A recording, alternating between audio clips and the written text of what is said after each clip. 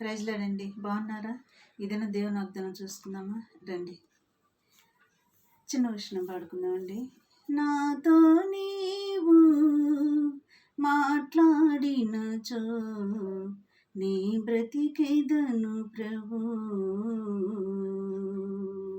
నాతో నీవు మాట్లాడినచో నీ బ్రతికేదను ప్రభు.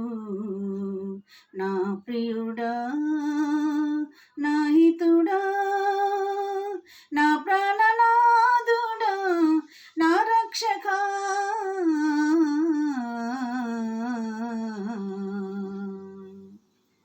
ఇది నా వాగ్దానం అండి. దావీదు భక్తుడు రాసిన కీర్తన.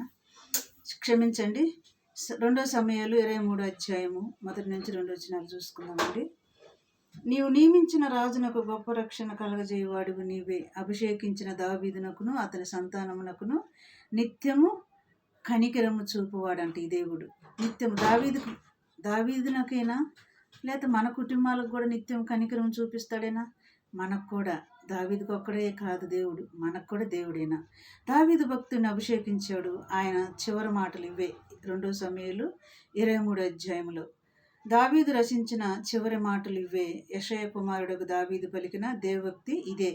యాకోబు దేవుని చేత అభిషిక్తుడై మహాధిపత్యము నొందినవాడంట దావీదు భక్తుడు. అవును, మహాఘనత నొందాడు దేవుని కృప వలన. దావీదు భక్తుడు రాజుగారు అయ్యాడు. ఎక్కడో గొర్రెలు కాసుకుని అతన్ని తీసుకొచ్చి సింహాసనం ఎక్కించాడు మన దేవుడు.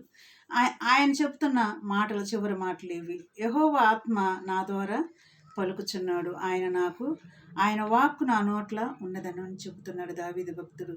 ఆయన యెహోవా ఆత్మతోటి నాతో మాట్లాడుతున్నాడు. నా దేవుడు, నా ప్రియుడు ఆయన, నా స్నేహితుడు, నా హితుడు ఆయన అని దావీదు భక్తుడు వర్ణించుకుంటున్నాడు. ఆయన ఎప్పుడు కీర్తనలు పాడుచు, దేవుని స్తుతించుతూ, ఆరాధించుతూ, దేవుని మహిమపరచుచూ ఉండేవాడు దావీదు భక్తుడు.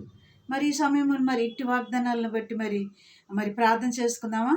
మరి కళ్ళు మూసుకోండి. మరి ఈ వాగ్దానాలను బట్టి మనం దేవుడు రాకడ సిద్ధపాటుకు వెళ్ళుకుందాం. స్తోత్రములు ప్రభువా, దావీదు భక్తుడికి చూపించిన శాశ్వతమైన నాయన నీ కృపను మాకు కూడా చూపిస్తున్నందుకు నీకు వందనాలు, స్తోత్రములు. మా బిడ్డల మీద, మా మీద నీ కనికరము నాయన స్థిరకాలం నుంచి కాపాడమని నజరేయుడైన యేసు నామములో అడుగుతున్నాం తండ్రి. ఆమేన్. God bless you.